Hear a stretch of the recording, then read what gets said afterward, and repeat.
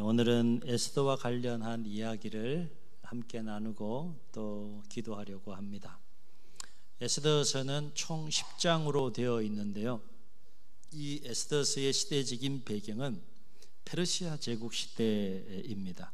페르시아 제국 시대에 아하수에로 왕이 통치하고 있을 때 그때 포로민으로 살았던 유다인들에 관한 이야기가 바로 에스더서의 이야기의 시대적인 배경이 되겠습니다. 이 유다인들은 페르시아 제국 이전의 제국이 바로 바벨론 제국이었는데, 바벨론의 느부갓네살 왕에 의해서 남유다가 멸망하기까지 3차에 걸쳐서 포로로 바벨론에 끌려가서 삶을 살게 됩니다. 그런데 이제 이 바벨론이 페르시아 제국에 의해서 멸망을 당하게 되고, 페르시아 제국이 이제 시작이 되면서 제1대 왕이 그 유명한 고레스 왕인데, 페르시아 제국은 포로민들에 대해서 포용 정책을 썼어요. 그래서 고국으로 돌아가도 좋다라고 하는 그 유명한 고레스 칙령에 의하여서 유다인들이, 포로민으로 살던 유다인들이 1차 스룹바벨을 통하여서와 함께 포로로 돌아가게 됩니다. 그리고 왕조가 계속해서 이어지면서 제6대 왕이 누군가 하면 아닥사스다 1세 왕이 되는데, 이때에 계속해서 이제 에스라를 통해서 2차 포로 교환이 있고, 포로 귀환이 있고, 느헤미야를 통하여서 3차 포로 귀환의 역사가 일어나게 됩니다. 그런데 이 에스더서의 배경이 되는 시대는 제6대 아닥사스다 1세 왕 때 에스라에 의해서 2차 포로 귀환이 있기 전, 그러니까 5대째 되는 왕이 오늘 우리가 함께 또 살펴보게 되는 아하수에로 왕이 되겠는데, 이 아하수에로 왕이 통치할 때, 제5대째 왕인 아하수에로 왕이 통치할 때 있었던 이야기가 되겠습니다.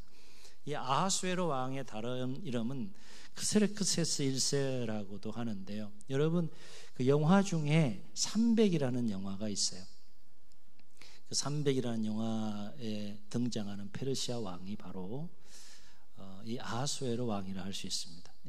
그런데 이제 성경 속에서 그냥 아하수에로 왕 그러면 좋은 이미지로 생각이 되어져요. 근데 영화 보면 그 이미지가 완전히 또 깨어지는 것을 볼 수가 있게 되는데, 어쨌든 이 아하수아로 왕 때에 있었던 이야기가 되겠습니다. 참고로 그러니까 이 에스더서는 바벨론 제국을 멸망시킨 페르시아 제국의 포로민들에 대한 포용 정책의 일환으로 유다인들이 1차 포로 귀환을 하게 되고, 이제 6대 아닥사스다 1세 왕 때 에스를 통해서 2차 포로 귀환이 있기, 그 사이에 1차 포로 때 귀환하지 않고 여전히 페르시아 제국에 살고 있었던 그 유다인들에 관한 이야기가 되겠습니다. 에스더서 1장 1절을 보게 되면 페르시아 제국의 이 아하수에로 왕이 통치했던 그 영역에 대해서 소개하고 있는데, 인도에서부터 구스에 이르기까지 제국 전체를 127개 지방으로 분할해서 통치하고 다스렸다라고 소개합니다. 그 8장 9절에 보게 되면 그 127개의 지방에 누가 흩어져 살고 있었는가 하면 바로 오늘 이야기의 주인공들이 될 수 있는 유다인들이 흩어져서 살고 있었다는 거예요. 이러한 시대적인 배경 속에서 오늘 말씀은 아하수에로 왕 때에 권력 서열 2위가 있었는데, 그가 여러분 잘 아시는 하만이라고 하는 자입니다. 이 하만이라는 자라가 어떤 계획을 세우는가 하면 127개 지방에 흩어져 살고 있는 모든 유대인들을 한 날을 정해서 완전히 진멸하고 다 그 제거하고 학살하려고 하는 엄청난 그 업무와 계획을 세우게 되고, 그 위기 가운데 있었던 이야기가 바로 에스더서에 관한 이야기라는 겁니다. 1장과 2장에 보게 되면 어떤 이야기가 소개되어져 있는가 하면, 이 아하수에로 왕이 도성인 수상궁에서 왕이 된 지 3년째 되는 해에 어떤 일을 벌이는가 하면 큰 잔치를 벌려요. 무슨 잔치요? 큰 잔치. 얼마나 큰 잔치인가 하면 그 잔치를 1차, 2차에 걸쳐서 187일 동안 잔치를 벌립니다. 워낙 여러분 더 크게 잔치를 하시는지 몰라도 1부 때도 전혀 안 놀래고 2부 때도 전혀 안 놀래요. 저는 이런 거 보면 어떻게 187일 동안 그렇게 잔치를 할 수 있을까 싶은데 180일 동안 1차 잔치를 하고 2차에 7일 동안 또 잔치를 해서 187일 동안 잔치를 하는데, 잔치를 베푼 이유는 제국의 왕으로서 또 자신의 영화로운 그 나라의 부함과 위엄을 과시하고 나타내고 드러내고 싶어서 큰 잔치를 베풉니다. 잔치를 베푸는 과정 속에 이제 어떤 마음을 갖게 되는가 하면 왕후인 와스디를 그 잔치에 참여한 그 무백성들과 지방 모든 장관들에게 그 아리따움을 과시하고 좀 소개하고 싶은 거예요. 자랑하고 싶은 거예요. 그래서 와스디로 하여금 이 잔치에 참여하라고 명령을 합니다. 근데 이 와스디도 그냥 호락호락한 그런 왕후가 아니었던 것 같아요. 제국의 왕이 잔치에 참여하라고 하면 되는데 그 명령을 거절합니다. 그리고 결국 이 왕의 또 분노를 사게 되고, 그래서 폐위를 당하게 되는데, 왕후의 자리가 비어 있지 않습니까? 누군가 또 왕후를 세워야 되는데 127개 지방에서 왕후의 후보가 될 수 있는 후궁들을 선별해서 뽑아가지고 모으게 됩니다. 몇 명이 모였는지는 알 수 없지만 최소한 127개, 페르시아 제국 전체 지방을 127개로 분할해서 통치했을 때 각 지방별로 최고의 후보를 한 사람씩만 냈다 해도 몇 명입니까? 몇 명? 127명. 이게 지금 누가 될 수 있는, 어떤 사람이 될 수 있는 후보입니까? 페르시아 제국의 왕후가 될 수 있는 후보들이에요. 그러니까 보통 사람들이 뽑혔겠어요? 어마어마한 사람이 뽑혔을 거라고. 그 중에 누가 뽑힌 겁니까? 에스더가 뽑힌 거예요. 여러분, 에스더는 굉장히 성경에도 보면 아리따운 여인으로 그렇게 소개가 되어지고 있습니다. 그런데 127명의 그 후보들 가운데 누가 왕으로 뽑히게 되는가 하면 이 왕의 총애를 입은 자가 바로 에스더가 총애를 입게 됩니다. 이런 거 보면 좀 여러분 놀랍지 않습니까? 포럼이 네. 그래서 저는 참 놀랍더라고요. 성경을 읽으면서. 물론 하나님의 섭리가 있었어요. 그래서 경쟁률 최소한 몇 대 몇? 127대 1의 경쟁률을 뚫고 제국의 왕후가 됩니다.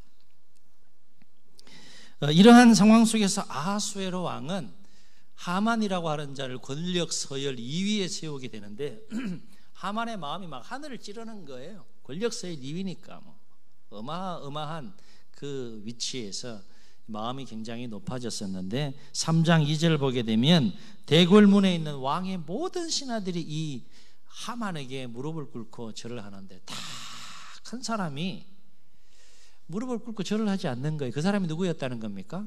모르드게라고 하는 사람이었다라고 하는 거예요. 이름도 모르드게예요. 모르드게. 나 당신 모른다 이거지. 하여튼 모르드게라고 하는 사람이 이 한 사람만이 유일하게 무릎 꿇지 않고 절을 하지 않습니다. 그러니까 하만의 마음이 기쁘겠어요? 화가 나겠어요? 화가 나는 겁니다. 모르드게에 대한 그 분노의 마음이 하만의 마음속에 생기게 돼요. 참고로 2장 5절로 7절 읽진 않았지만 2장 5절로 7절에 보게 되면 모르드게라고 하는 사람이 어떤 사람인지에 대해서 소개를 하는데요.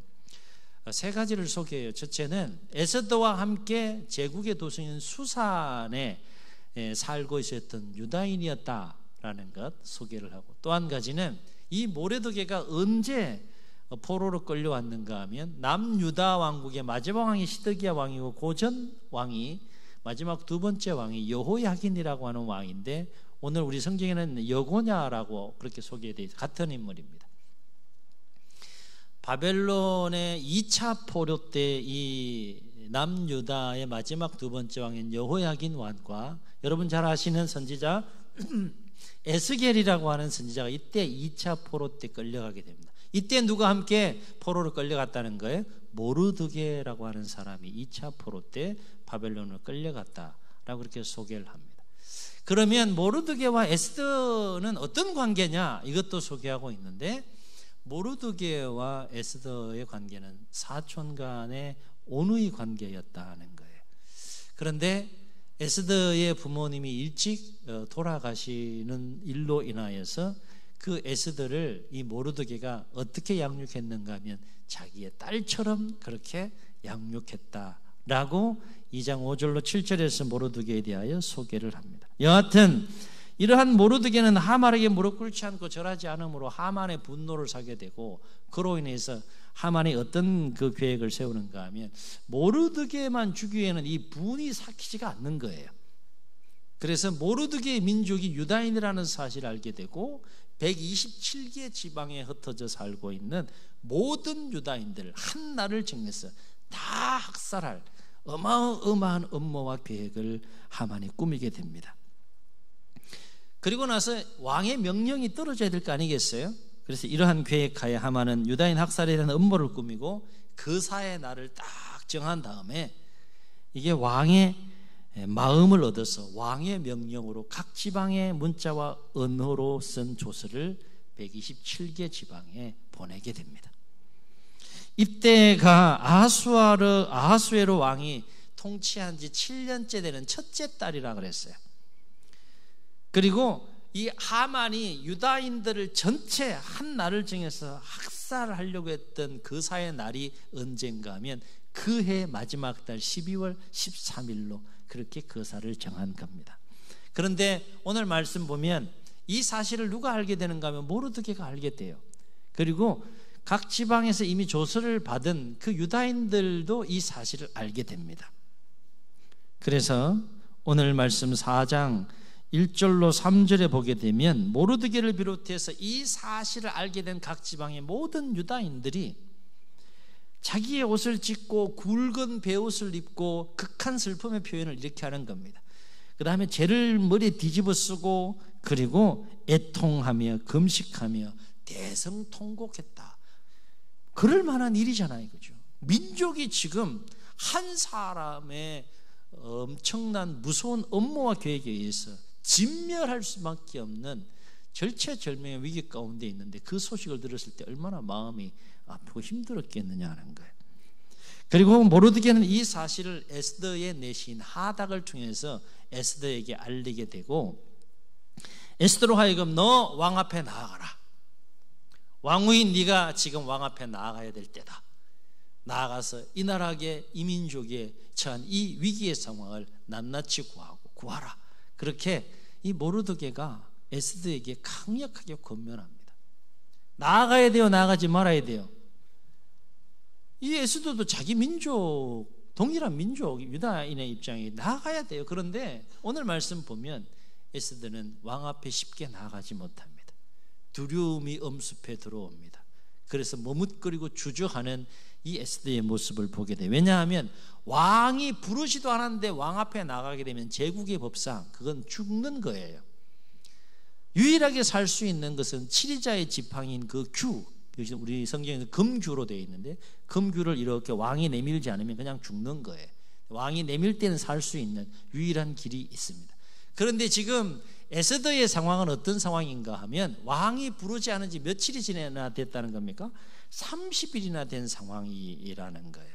그런 상황 속에서 두려움에 사로잡혀 있는 그 자신의 처지와 입지와 상황과 마음을 누구에게 전하게 되는가 하면 모르드게에게 전하게 됩니다. 그 말을 듣고 모르드게가 이 에스더의 연약한 모습을 보고 13절과 14절에 보게 되면 분노합니다. 어렵게 태우의 자리에 위치해서 유일하게 이 상황을 해결할 수 있는 그나마 위치에 있는 그 에스더가 왕 앞에 나아가지 않고 두려워하는 그 모습, 그 연약한 모습을 보고 이 모르드게가 분노하면서 책망을 하는데 마치 저주하듯이 그렇게 책망하고 꾸짖는 모습을 보게 돼요. 13절과 14절 말씀 함께 다시 읽겠습니다. 시작. 모르드게가 그를 시켜 에스더에게 회답하되 너는 왕궁에 있으니 모든 유다인 중에 홀로 목숨을 건지리라 생각하지 말라. 이때에 내가 만일 잠잠하여 말이 없으면 유다인은 다른 데로 말미암아 노임과 구원을 얻으려니와 너와 내 아버지 집은 멸망하리라. 네가 왕후의 자리를 얻은 것이 이때를 위함이 아닌지 누가 알겠느냐 하니. 무섭게 책망하고 또 꾸짖는 이 모르드게의 모습을 보게 됩니다. 이에 에스더는 모르드게의 이러한 책망과 꾸지람을 듣고요, 큰 결단을 하게 됩니다.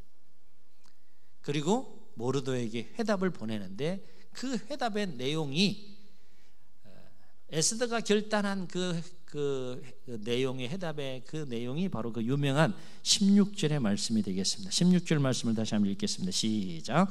당신은 가서 수산에 있는 유다인을 다 모으고 나를 위하여 금식하되 밤낮 3일을 먹지도 말고 마시지도 마소서. 나도 나의 시녀와 더불어 이렇게 금식한 후에 규례를 어기고 왕에게 나아가리니 죽으면 죽으리이다 하니라. 에스더가 드디어 엄청난 결단을 하게 됩니다. 내가 죽으면 죽겠다, 규례 어기고 나아가겠다 결단을 하게 되고, 5장을 보게 되면 에스더는 3일 후에 드디어 자신의 생명을 걸고 왕 앞에 나아가는 모습을 보게 돼요. 그런데 놀라운 사실은 이때부터 놀라운 반전의 역사가 시작된다는 것입니다. 제국의 법대로라면 에스더는 왕의 그 부름을 받지 않는 가운데 나아갔어요. 그럼 어떻게 되는 겁니까? 죽어야 되는 거예요. 그런데 놀라운 사실은 그 아하수에로 왕이 부르지도 않은 그 에스더의 모습을 딱 보면서 금규를 딱 냅니다. 여러분 그 긴장감, 그 상황을 생각해 보세요. 전혀 긴장감이 없구나. 여기는 그냥 규를 안 내면 끝나는 거예요.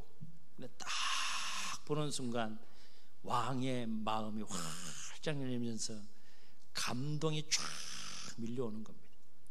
누구의 모습을 보고? 에스더의 모습을 보고. 생명 걸고 나갔는데 얼마나 그 에너지가 막 엄청났겠어요. 그죠? 딱 감동이 딱 규를 쫙 내립니다.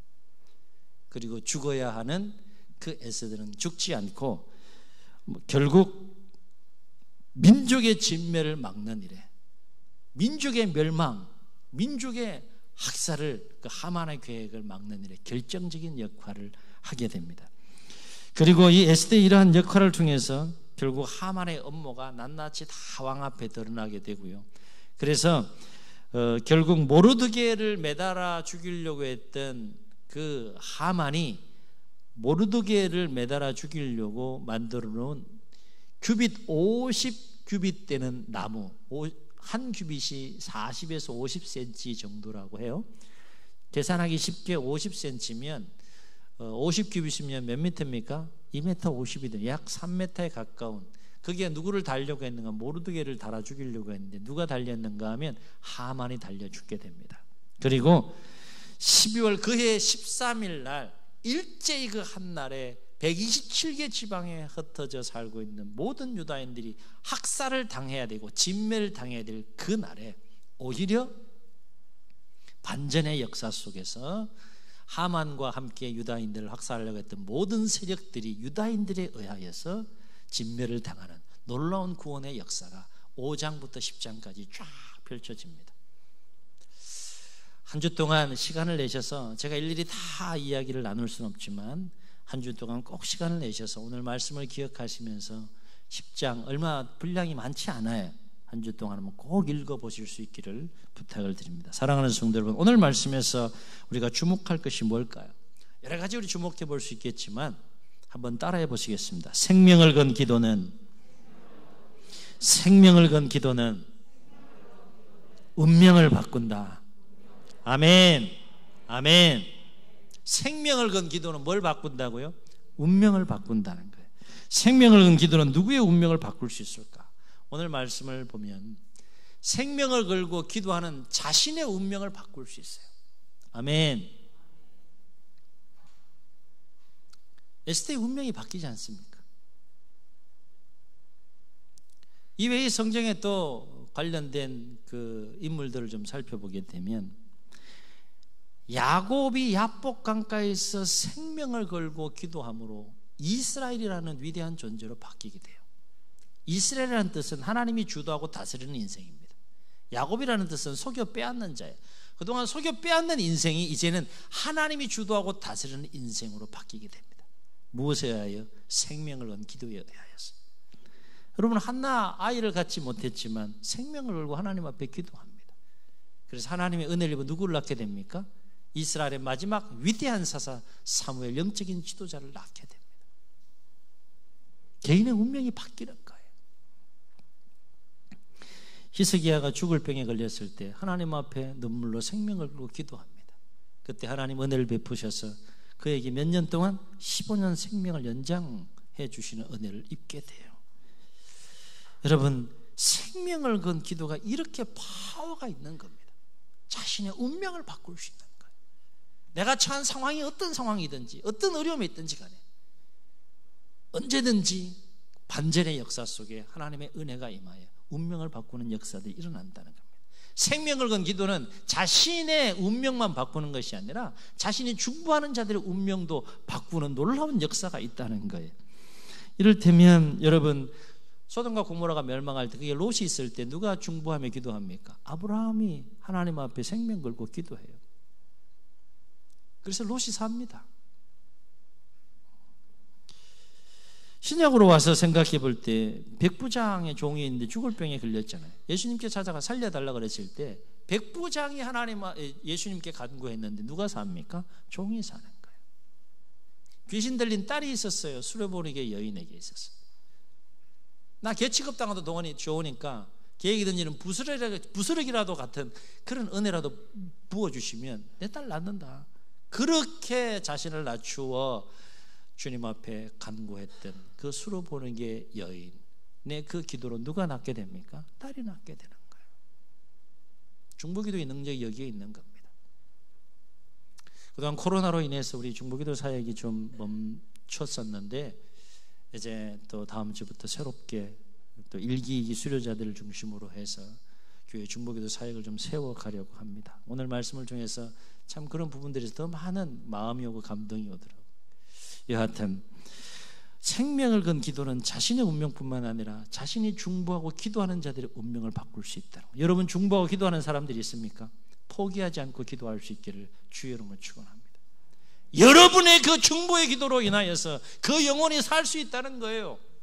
그 영혼의 운명이 바뀔 수 있다는 거예요. 그러면 기도하지 않겠습니까? 아멘. 아멘. 나아가서요, 생명을 건 기도는 어떤 운명을 바꾸는가 하면 그 자신이 속한 공동체의 운명을 바꾸는 놀라운 역사가 일어나요.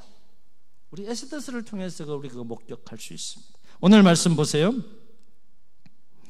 에스더는 죽으면 죽으리다라는 마음을 가지고 자신의 생명을 걸고 왕 앞에 나가기 전에 뭘 했습니까? 생명을 건 기도가 있었습니다.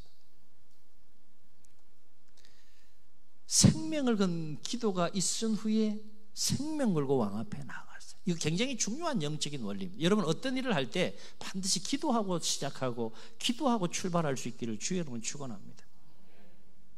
그냥 최선을 다하는 것하고 생명을 걸고 최선을 다해 기도하고 하나님의 도우심 속에 내가 최선을 다하는 건 완전히 다른 거예요.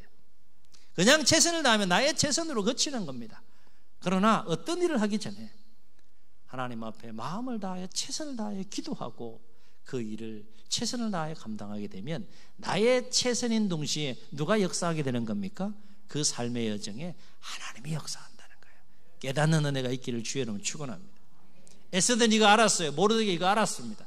그래서 내가 생명 걸고 기도하고 왕 앞에 나가겠다는 거예요.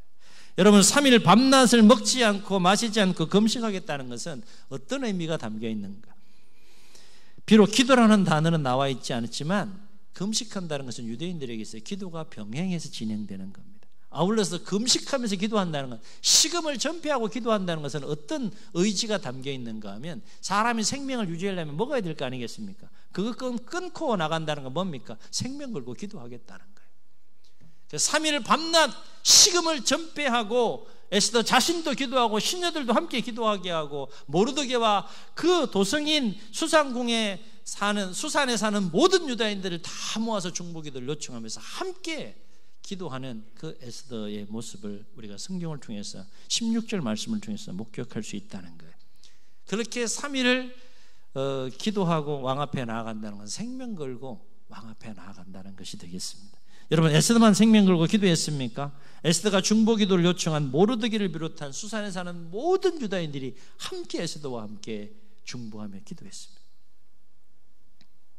그래서 어떻게 됐습니까? 하만의 관계, 엄청난 관계로 진멸할 수밖에 없는 그들 모두가 진멸의 위기 속에서 진멸하지 않고 살았다는 거예요. 아멘. 개개인만 산 것이 아니라 민족 전체가 살았다는 거예요. 이건 놀라운 일입니다. 뿐만 아니라 5장부터 10장까지 보게 되면 생명 걸고 기도한 이 에스더와 이 모르드게는 더욱더 왕의 총애를 받아서 그 영향력이 점점 더 커지는 것을 보게 됩니다. 모르드게 같은 경우에는 하만이 차지했던 권력서열 2위에 오르기까지 그렇게 왕의 총애를 받고, 그리고 유다인들뿐만 아니라 에스더와 이 모르드게는 그 제국의 모든 백성들에게 존귀와 영광과 사랑을 받는 인물이 되었음을 성경은 기록해 놓고 있는 것을 보게 됩니다. 꼭 한 주 동안 다 나누지 못한 이 에스더서를 꼭 한번 읽어보시기를 주의 이름으로 부탁을 드립니다. 그렇습니다. 생명을 건 기도는 자신의 운명을 바꿉니다. 생명을 건 기도는 중보하는 그 대상의 운명을 바꿀 수 있다는 거예요. 생명을 건 기도는 나 자신이 속한 공동체의 운명을 능히 바꿀 수 있다는 거예요. 왜일까요? 생명을 건 기도는 누가 기뻐하시니까? 하나님이 기뻐하시고 또 하나님께서 감동하심으로 친히 하나님이 역사하시기 때문이다 하는 거예요. 여러분, 가만히 생각해 보세요. 하나님, 내가 생명을 걸고 생명을 내어놓고 내가 기도하니까 도와달라고 하는데 하나님 마음 안 움직이겠습니까? 생명을 걸고 기도하는데 하나님의 마음이 감동이 되지 않겠습니까? 생명을 걸고 기도하는데 하나님의 마음이 움직이고 감동함으로 인하여서 운명이 뒤바뀌지 않겠느냐 하는 거예요.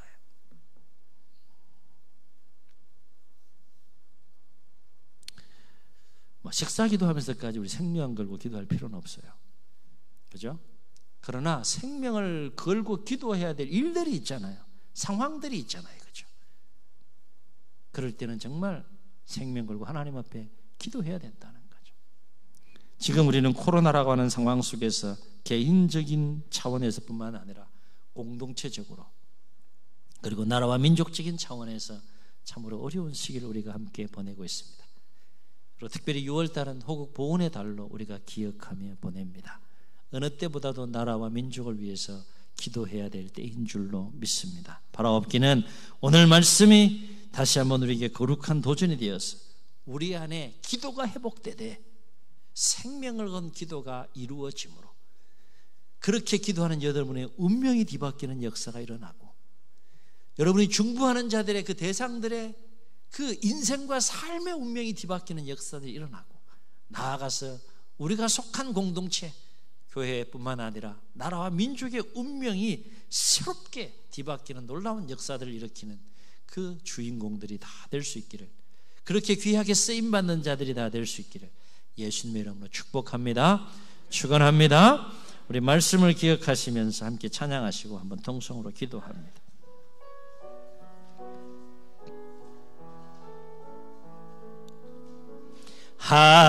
하나님의 사랑을 사모하는 자, 하나님의 평안을 바라보는 자, 너의 모든 것 창조하신 우리 주님이 너를 얼마나 사랑하시는지. 아멘 아멘. 하나님께 찬양과 경배하는 자, 하나님의 선하심을 닮아가는 자, 너의 모든 것 창조하신 우리 주님이 너를 자녀 삼으셨네. 아멘. 하나님 사랑의 눈으로 너를 어느 때나 바라보시고, 하나님 인자한 귀로서 언제나 너에게 기울이시니 하며 어두움에 밝은 빛을 비춰주시고 너의 작은 신음에도 응답하시니 나는 어느 곳에 있든지 주를 향하고 저만 바라볼 어둠의 빛을 비춰주시고 어둠의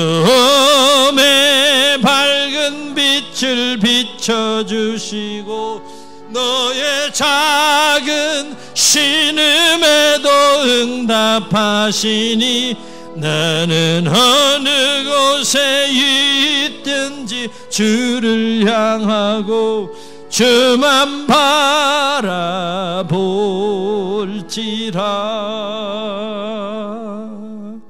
주의 눈을 감으시겠습니다.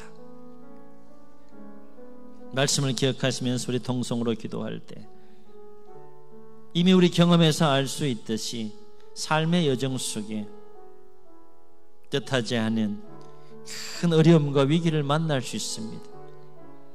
개인적인 차원에서 위기와 어려움을 만날 수 있고 우리가 사랑하는 자들이 위기와 어려움을 만날 수도 있습니다. 내가 속한 크고 작은 공동체가 큰 위기와 어려움을 만날 수 있습니다. 그러나 우리가 낙심하지 말아야 할 것은 생명 걸고 기도할 때 개인적이든 우리의 중보의 기도의 대상자가 되었든 속한 공동체가 되었든 어떤 어려움에 놓였다 할지라도 생명을 걸고 기도할 때 그 기도를 들으시고 하나님의 은혜를 베푸시면 운명이 바뀔 수 있다는 겁니다. 반전의 역사가, 구원의 역사가, 치유와 회복의 역사가 열릴 수 있다는 것입니다. 오늘 말씀 우리에게 도전이 되어서 주여 에스더가 결단한 그 결단, 그 마음 우리에게도 부어주셔서 생명을 걸고 하나님 앞에 나아가 기도할 때 기도하는 자의 운명이 바뀌게 하시고 중보의 대상의 운명이 바뀌게 하시고 속한 공동체의 운명이 바뀌는 놀라운 역사가 우리 가운데도 일어날 수 있도록 주님 도와주시고 역사하여 주시옵소서. 이런 마음을 가지고 우리 주님 세움 물으시고 통성으로 기도합니다. 주여